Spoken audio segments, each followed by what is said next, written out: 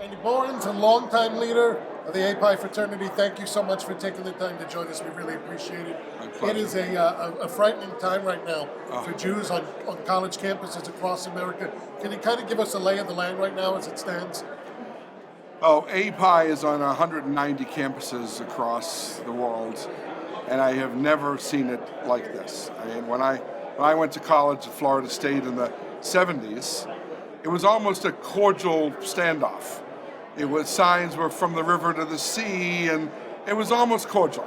Now it is vicious and violent, and Hitler was right on the signs say, and there's a look in the eyes of the Palestinian and Arab students who are the real troublemakers, not all of them, the troublemakers, a look in their eyes of a meanness and a violence and not wanting to ever get together to do anything collectively on campus that helps each other. And college is a time when it's a marketplace of ideas, good ideas, bad ideas, and involvement. And our kids and all of the kids on campus should be helping each other to do new things and make new friends. Instead, it's a standoff, and it's really horrible. And sadly, it has devolved into violence. Many of our chapter houses have been swastikaed and egged, and our kids beat up, and our kids spit on, and the yarmulkes ripped off their heads, and chais and stars ripped off their necks, and just a violence I've never seen before. So what is the reaction then from those students on campus? Is it one of a frightened nature? Is it one of, okay, we're going to stand our ground? Is it one where they're turning to others for counsel right now? What's the environment like? It's a great question. It's mixed. There are some, and we're a leadership organization, and we don't want to put our kids in harm's way. However, we don't want them to recoil either, and they don't. We are fighting on every campus that we are at, whether it's marches, whether it's meeting with the university officials, whether or not sometimes it's clashes in the streets. I'm sorry to say, but it's true. It's a mixture. You get more for your time and your efforts if you're talking with the authorities and the university about putting a stop to it than fighting in the street. There's no question about that. However, sadly, it falls on deaf ears many times. University presidents and administrators are carrying the free speech flag. Well, it's free speech, and we can't do anything about it, and the security officers are hands off, even when they know that one side started it, but they're afraid. They're afraid they don't want to be on the nightly news, or they don't want to be seen as taking sides. So unfortunately, and there's this diversity and equity and inclusion, this new thing on campus. The problem with this DEI initiative, it doesn't include Jews. Jews apparently are not diverse enough to qualify for this. And sadly, we're in a class on campus that it looks like kick us, hurt us, do things to our property, and you'll get away with it. So that leads me to the question of, if you have feckless administrators on campus, sadly true, and you have faculty and staff that are oftentimes instigating, you see absolutely. some of the social media posts instigating violence. We saw just within the last 24, 36 hours, Florida Governor Ron DeSantis actually canceling the Students for Justice for Palestine groups on Florida campuses. Does it need to go that far where the politicians have to step in? Absolutely. Absolutely. And fabulous kudos to our amazing Governor DeSantis for doing that. This is a hate group. SJP is a hate group. Students for Justice in Palestine, there's a dozen groups. Some of them sound like they're very nice organizations. They're not nice organizations. They're criminal organizations. They traffic in violence. They traffic in lies. And the governor's enough is enough. And these people, for the most part, that are here that are the instigators are here on visas. They're not even Americans. They're here on visas from other countries. And they're going to school at the grace of the state of Florida, who is providing funds to operate these universities. And why should they be instigating all of these terrible things? There's no reason for it.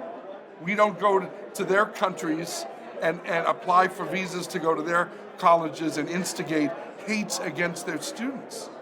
Yet they're instigating hate against American students, Jewish students. And not all of it's just Israel. It's America too. They hate America. And thank God our governor stood up and said enough is enough. I know groups like AEPi and other Jewish fraternal and customary groups on campus have been sounding the alarm about this for quite some time.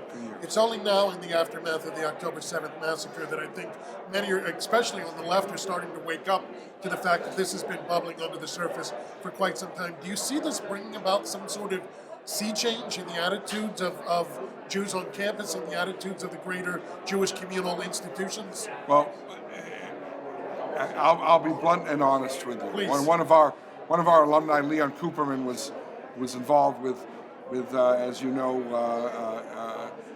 Goldman Sachs for many, many years.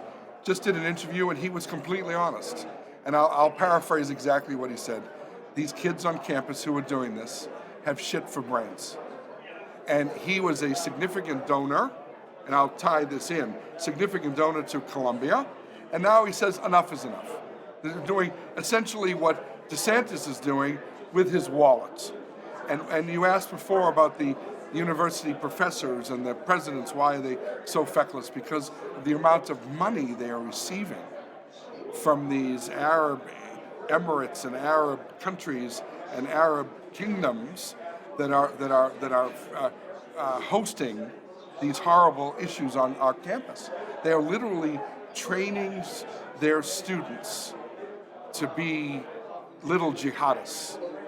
And who's paying for this? Those countries are paying, the students are doing their bidding, and they're paying the universities big sums of money, which is why I believe many professors who love to get this money into their departments, university presidents who love to get this money into their departments, they are looking the other way when they know in their heart of hearts it's wrong. And Leon Cooperman said, you know what? The $42 million I was going to give you, you're not getting that now. So to tie in, the students are stuck. They're there, they have to walk to campus, they're scared. Some of them are taking a baseball bat with them to literally every day. And some are scared, and some are in the middle. But having the alumni cut off the dollars, that's where the rubber meets the road. And that's what's happening now. And when the state of Florida says, we're not going to fund you, University of Florida or University of South Florida anymore if you allow this, and a Leon Cooperman says, we're not going to give you $42 million as a gift, all of a sudden they wake up. That's the answer, they wake up. That's my question, because Leon's not the only Jewish executive who has stepped forward. We've seen several at Penn, many, Wharton, yes. who've pulled back. Is the answer to pull it back, or is the answer to leverage it and say, if A, B, and C doesn't happen, then I'm going to pull it back? What's the answer here? Well, it's both. One of the things that Leon said, if I'm again paraphrasing, is that he wants to see a sea change, a real change. If there isn't a real change, then there will be consequences. And I know of many alumni from our fraternity, from Penn, from Columbia, from Cornell, from Michigan, some of these places, NYU, who have said enough is enough. I'm pulling my money unless you stop this, unless you intercede with these violent kids on campus who literally are trained to instigate. You know, our kids, they go to college because they're going to college. They want to learn. They didn't sign up for a war. They didn't sign up to say, well, I can't walk on this street because there's a couple of kids here from SJP who, they didn't sign up for that. They want to go to class. They want to get good grades. They want to get a good job. They didn't sign up for a war, but it's been thrust upon them. And AEPi has been there to say, we're going to support our students. We have 10,000 students on campus, and we support them in whatever they need to do. And sometimes that's good and that's tough, but we support them. Andy Borans, longtime executive at AEPi Fraternity. Thanks so much for taking the time to join us. My pleasure. Thank you.